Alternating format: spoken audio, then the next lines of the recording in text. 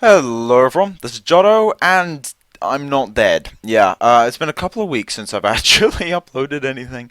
I've been very busy with schoolwork pretty much, and also I've been ill. Yeah, not a good combination. So anyway, considering that I'm really far behind, so what do we got?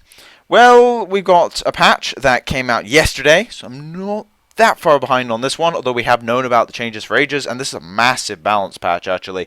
And the other thing we're going to talk about in this video is the neutral ally, which they added this month. So anyway, we'll go through the balance patch first, before I go and evaluate the mechanical ally. That's what it's called. So anyway, first things first, what was sort of the perspective going into this patch? Well, green was in pretty much everything. And by everything, I mean it was ridiculous. I think there was Crusader that wasn't green. There was, which is yellow-red. There was a little bit of blue-yellow control. Trying to think of anything else. Maybe a bit of warrior, but that was super uncommon. Yeah, it was mostly scout, archer, and there was some monk. I mean, that's already 3 of the possible green. And there was also, oh yeah, Assassin as well was also a strong deck. So when it comes down to it, you've got all 5 possible green decks were really good. Especially with the rise of Prophecy, like, not just Prophecy Assassin, but the Hex Mage Assassins, which were really strong. And they were all driven by pretty much the same cards. So a lot of people have asked me about this thing where its green looks really broken. And it seems the devs agree, which I also did, since I actually switched from my traditional spell sword to a green deck last month. So anyway, first things first, we have a non-green change, the Worthgar Artizan, I think is how you're supposed to say that. Yes. So this guy used to be a 3-mana 2/2. He is now a 3-mana 2/3 summon, give a creature +1/+1, and he can target himself. So he's effectively a 3/4 vanilla. Now, this isn't the same color that has Young Mammoth, which is a 4/4 with breakthrough. So, yeah. Still losing in the stats there. But the difference is you can use it to buff up other things. Is this good enough to see you play? No. It just isn't. The reason for it is because of Young Mammoth. That's the entire reason for it. However, if you were playing in mid-range, this is actually, if you're playing Spell Sword mid-range, then you can play this over Legionnaire. Okay, so basically, for those of you who don't know, I have a slight obsession with using Legionnaire in mid-range builds. If we end up going on to my old mid-range build, which I have not used in ages, I actually had 3 Imperial Legionnaires here, and they didn't replace Young Mammoth, they were in addition to, along with the Haunting Spirit. So, because I didn't play allies in that deck, I can actually now play the Artisans, and it's a strict upgrade to Legionnaire, because it's a 3/4 that you can use to target other things. So, as far as I'm concerned, good for Spellsword midrange. Will I be playing Spellsword midrange at any point in the future? Probably not, but it's worth noting. So yes, you do have an extra 3-drop of choice there. Mammoth is better, but if you need both, go for it. That's where it'll see play. It won't see play over Mammoth ever, pretty much, but you can play in addition, I guess. Now, as far as Arena goes, this is actually really nice. So, good change. It felt a bit underpowered. Next, we've got a change that basically doesn't really do anything. If we go into Soulsight for this, since I don't actually own Elena.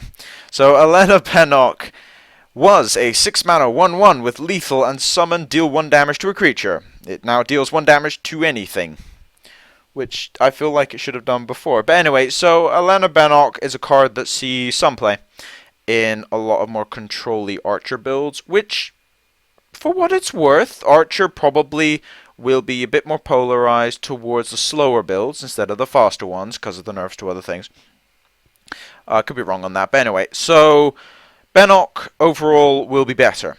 Is it because of the buff? Probably not. I mean, how many lethals are you getting with Pennock? And by lethals, I don't mean lethal the ability, I mean killing people.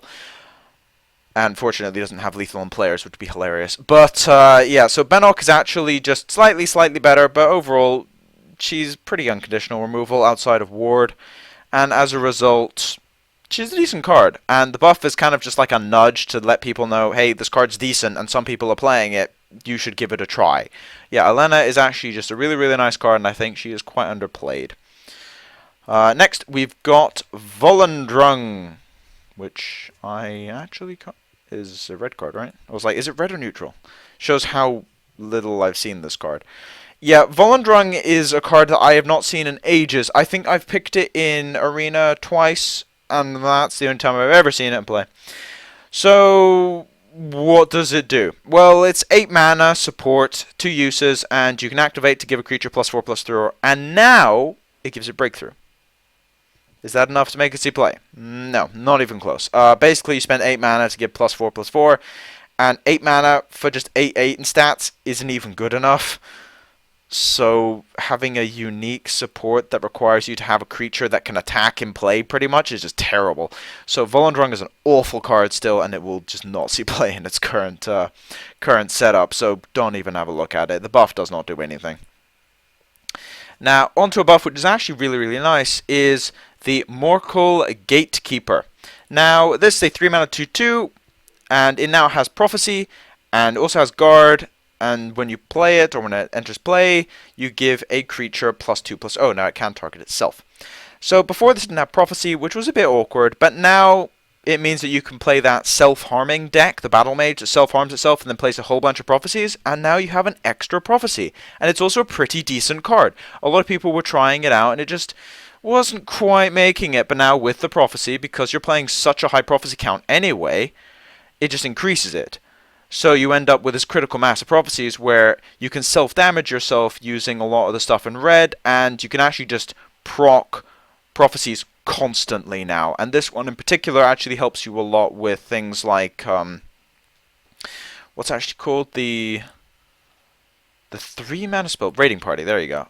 Where Raiding Party, basically you set up combos with Raiding Party because you get the 2/1/1s, so you can play them for free.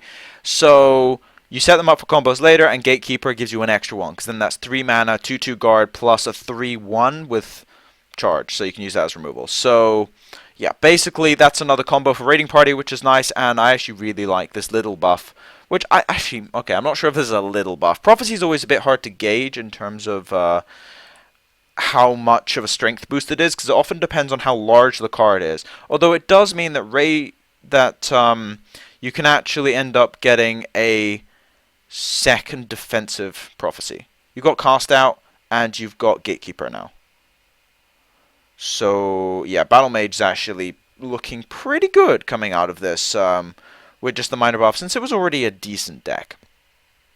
Alright, on to the green nerfs. First things first, we've got the Moonlight Werebat and also its basic version, which is around somewhere. But anyway, so the basic version that you normally have that upgrades itself into Werebat. Both of them are now 4/2s. They still have Prophecy and Drain, but you're missing that 1 extra HP. Will this card continue to see play? Probably. It depends on how much... I would say how much blue's around, because Dying to Fireball sucks. Like, Dying to Fireball really hurts. It also dies to Firestorm now, which is not exactly what you want to be doing. And it dies to all of the ward creatures. Basically, if Sorcerer is around, Ward Sorcerer, you do not want to play Werebats ever, because they are terrible against that deck. But against everything else, I mean, they're still pretty good against Spell Sword. They're still pretty good against, well, pretty much anything playing yellow or red. And it's mostly just... It's blue that you really have to avoid. The rest isn't too bad. I mean, it still dies to Crushing Blow, so that's its main removal source out of the other colors. So overall, it's not a massive nerf, but it does hurt if there's blue running around. You just don't want to play Werebats, I'll put it that way. And I think it's the amount of play in Werebat is probably going to drop significantly. Next, we have a card that I think the nerf has been coming to for a while. House Kinsmen. Now, this used to be a 3-mana 3/3 with Last Gasp, deal 3 damage to your opponent, gain 3 health, so basically had Thievery on a 3/3, so 6 mana worth of stats and abilities in one 3-mana card. Now it's a 3/2. Now, having played against this card after the nerf, it's still pretty good, which kind of shows how insane it was before the nerf. It still hits for 3, and the reach it gives you is very, very important in green decks, and it allows you to play your marshals properly. So you still kind of need to play the Kinsmen, probably as a 3-of, but it will die to Fireball and Firestorm, which is annoying, but it's still pretty good, and this is less of a nerf than for Werebat, because Werebat costs 4 mana, so dying to Fireball or Firestorm hurts a lot more than if it costs 3 mana. So yeah, and Kinsman also has its Last Gasp, whereas if you kill a Werebat before it attacks, it does literally nothing. So Kinsman will still see play, definitely. Werebat, I think, is probably going to drop. I would say it's going to drop to about half. I don't think it will completely disappear, but I think it's going to drop in play quite significantly. Whereas I think Kinsman will still be around, depending on how many green decks are around. Alright, now before we move on to any of the other ones, since I'm not fully covering these in order, the last green nerf is Tazcad the Packmaster. Has been increased to 9 mana, 6/6, breakthrough, charge, Last Gasp, summon, a 4/4. This card is still really good. Yeah, Tazcad was absolutely ridiculous at 8 mana. It made no sense. It was one of the most amount of stat values you could possibly get on anything. So think about it this way. It was a 8 mana, which had effectively 10/10 worth of stats, probably better distributed than just getting a 10/10. And it also had breakthrough. And also had charge. It was absurd. It made no sense whatsoever. Compare this to Vigilant Giant. That was the other one. So Vigilant Giant is the value engine in red. So you have your 8/8 for 8, so that's less stats than Tazcad gives you, and it's all on the front load, so it dies to removal and it's gone. It drew a card, so it's a 2-for-1 straight up, and then you also had the Breakthrough and Guard. But because it was a more defensive creature, it made it a bit difficult because Breakthrough would break runes, which was annoying. And then you compare it to Tazcad, which would always be a 2-for-1 or 3-for-1 because you could get a snipe on a 4/4 or a 5/5, and then have to throw another card at it, and then another card at the 4/4. So you're already beating it in card advantage, and it could also be used to just end the game. And the breakthrough would allow you to attack small guards to effectively bypass the large ones. Like if they had a 1/1 guard and a 10/10 guard, and you had Tazcad, you could just attack the 1/1, deal 5 damage to them. And it made it incredibly powerful in aggressive decks. And it's one of the reasons it was so incredibly strong. And at 9 mana, it's still insane. So I think Tazcad is still going to be played just as much. I would not recommend disenchanting this thing at all. I think the card is still absolutely insane. So keep this thing around. But yeah, it was completely overpowered before. Now I think it's still one of the best legendaries in the game, but it's evidently slightly weaker because it costs more. Alright, next we've got Brilliant Experiment. Now, Brilliant Experiment has been bumped up from 2 mana to 3 mana, so it's now 3 mana, put a copy of a friendly creature into your hand. The reason this was bumped up was because it was a bit obnoxious in Control Mage, because for 12 mana you could go Manticora, Brilliant Experiment, and then no matter what your opponent played, after dealing with the first Manticora, they had another one, and then you could play 2 or 3 Brilliant Experiment, and then you had your 3 Manticora, and you had your other win conditions, and it was just ridiculous. The amount of value you could get out of that. I mean, think about it. If you're playing Scout, for instance, how on earth do you beat 5 Manticoras in a row? Outside of some weird, like, 2 or 3 Hiss Groves in one turn triggering shenanigans. It was just absurd. Any grindy deck would just get obliterated. Now, at 3 mana, it's slightly weaker, but it also means that you can't combo with Manticora, which is a very big deal. Now, in terms of what you can combo with, there aren't that many options in...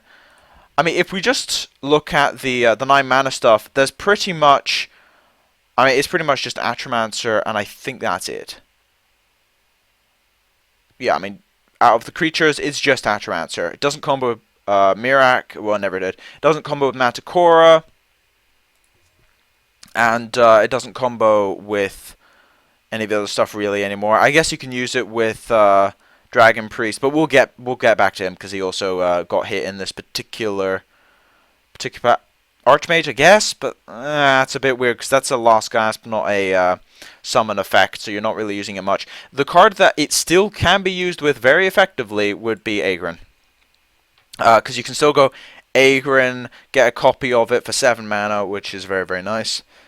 Granted, the difference between 6 and 7 is huge, but yeah, you could go Agron, get a copy, and at 6 mana, for 11 mana, you could play another one, and then you'd have 3 Brilliant Experiments, and you'd even have an extra mana for like a Crushing Blow or something. So yeah, you can't really do that much anymore in terms of massive combos, but you can still use it very, very effectively with Agron. But the rest of the stuff has really been shut down, and that was the aim of that particular change. And I do definitely support it, because I think Brilliant Experiment was a bit obnoxious in that case. Alright, so here's a change which maybe I should have seen coming, but I was a bit surprised by. Elusive Schemer. So, Elusive Schemer is now a 4 mana 3/1 summon draw card. Last Gasp, shuffle a 0 cost Elusive Schemer into your deck. So basically it was a 4/1. And the idea behind Schemer is it dies to everything, but when you play it, you draw a card, and then later on in the game, you draw a 0 mana Schemer, and then you play that, draw a card, and then it puts another one, and it's the inevitability engine. Will it still be played? Yes, it just will. It's the inevitability engine, and it's just card advantage.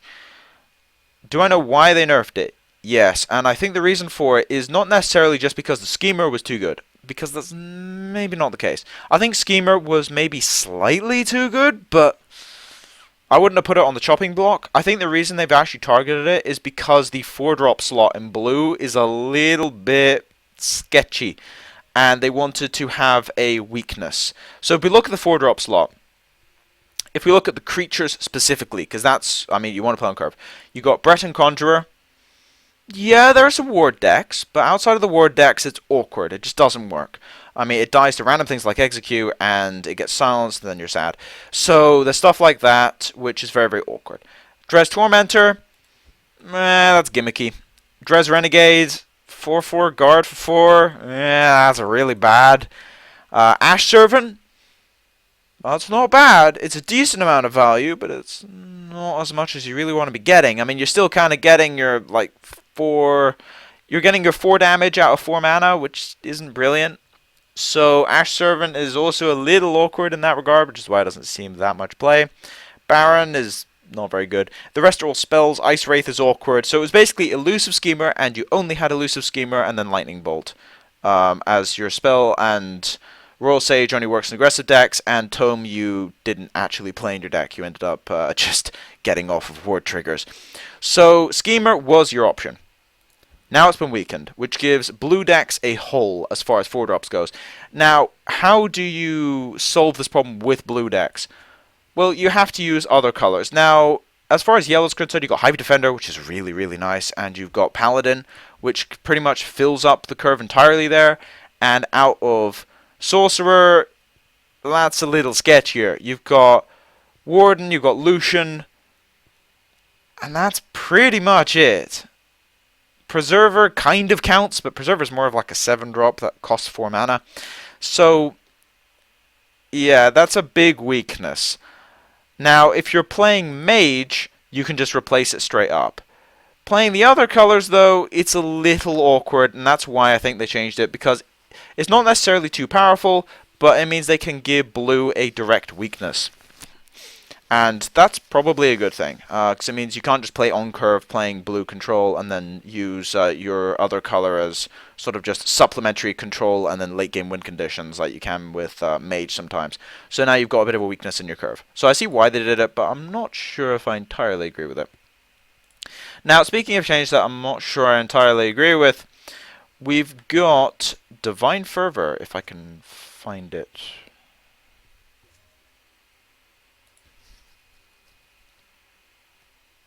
Huh. Have I missed something here?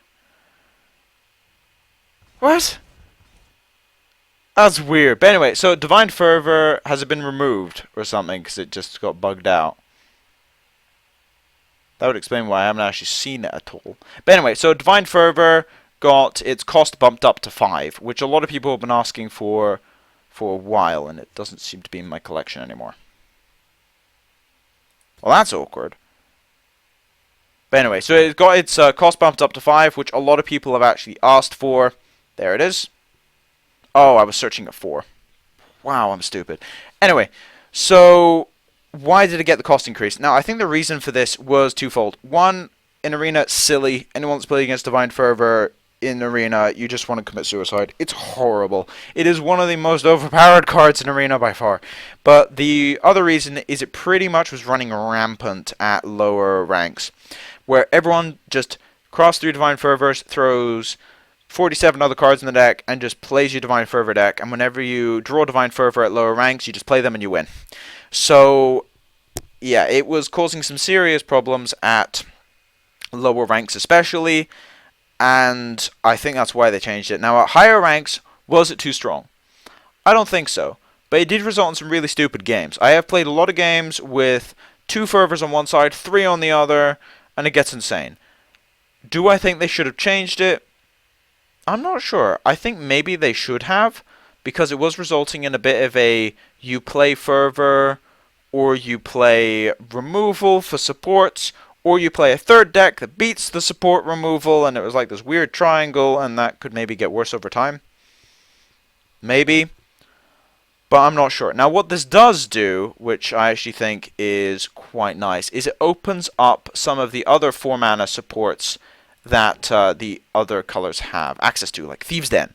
Thieves' Den versus Divine Fervor was always a bit awkward, where, I mean, if you ever looked at some of the Monk players, they were talking about the fact that Thieves' Den was really, really cool for combo potential, but outside of that, it wasn't fantastic. So, maybe Thieves' Den will see a little bit more play in that regard. Accidentally went out of the deck builder there. Then you've also got, I mean, Hidden Trail, but Hidden Trail is still pretty bad. You've got the Aura out of red. You've got the Northwind Outpost, which will probably see a bit more play now in Crusader.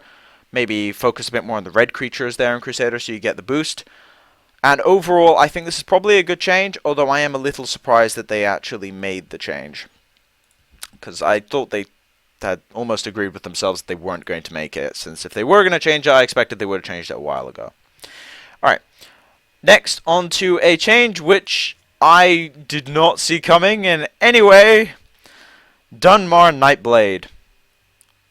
Why? Alright, so basically, Nyteblayde is now a 2-mana 2/1, and the last gasp is changed to put an Iron Sword into your hand, which gives +2/+0 instead of +3/+0. Was this really too strong? Really?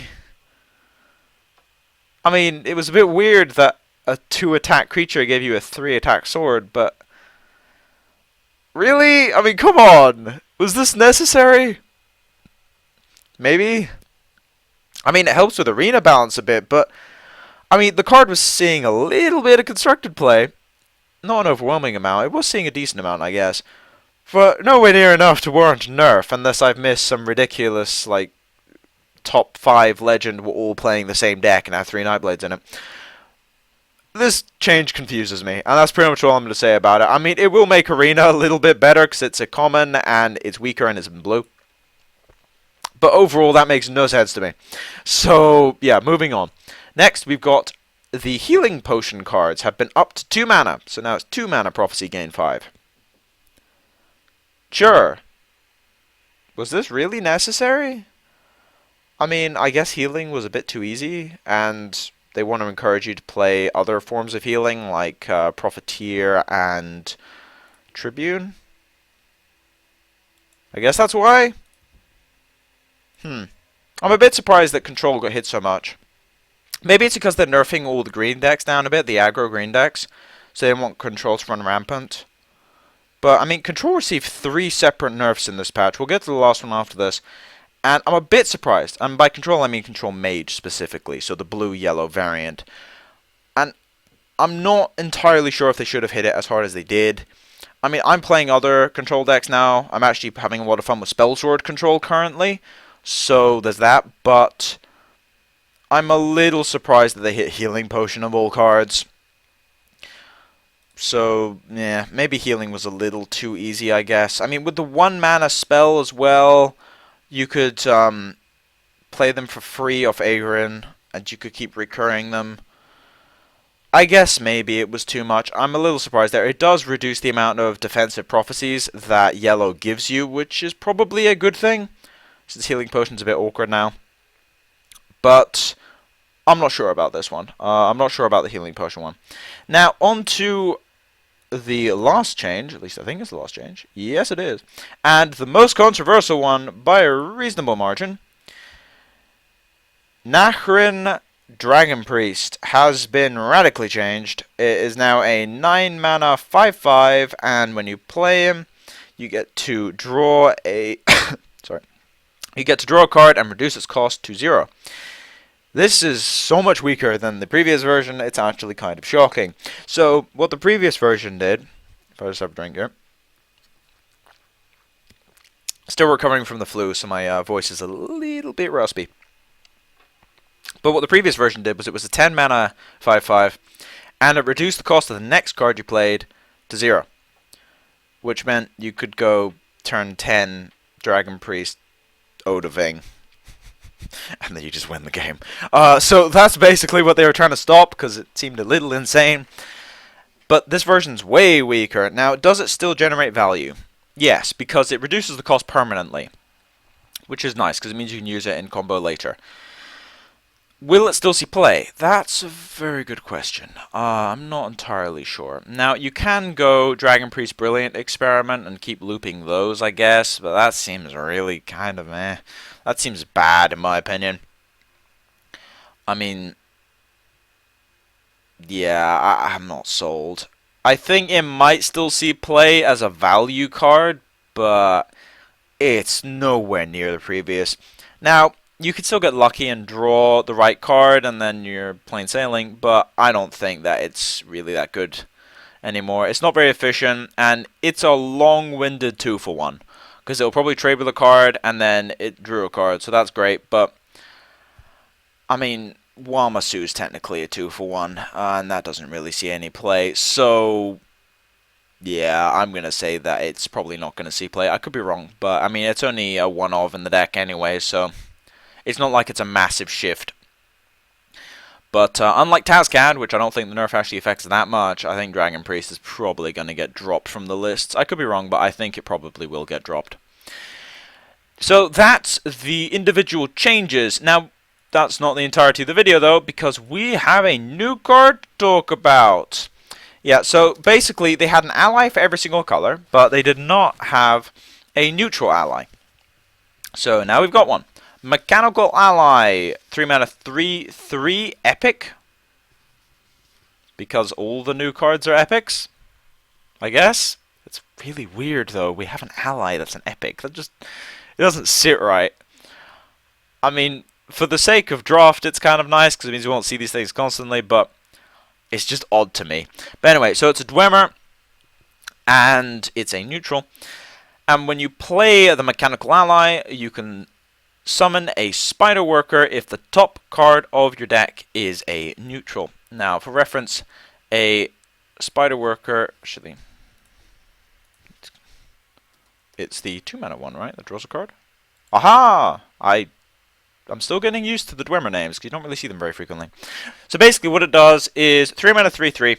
If the top card of your deck is a neutral, you summon a 0/1 and you draw a card, which will then be the neutral card. Which is a bit awkward, because it means you can't really play multiple in a row, because they kind of stop each other from happening. Which is kind of funny. But anyway, so what is the rest of the Dwemer engine? Can I look these up? Yes. Alright. So the rest of the Dwemer engine, so we're looking for neutrals. So what can you form out of the neutral Dwemers just on their own? Well, you've got Spider... You've got Dwarven Spider, Spider Worker, Sphere. I could see all of these seeing play. In fact, I have seen these see play in just the Dwemer decks. Mechanical Ally now. You got Sparkling Spider. Probably the Eradicator as well is actually a pretty decent vanilla 6/6 and no one really plays. Incubator's a nice value card. Not Ballista. Holes, the backbone of the deck, since you actually give all of your Dwemers +3 attack.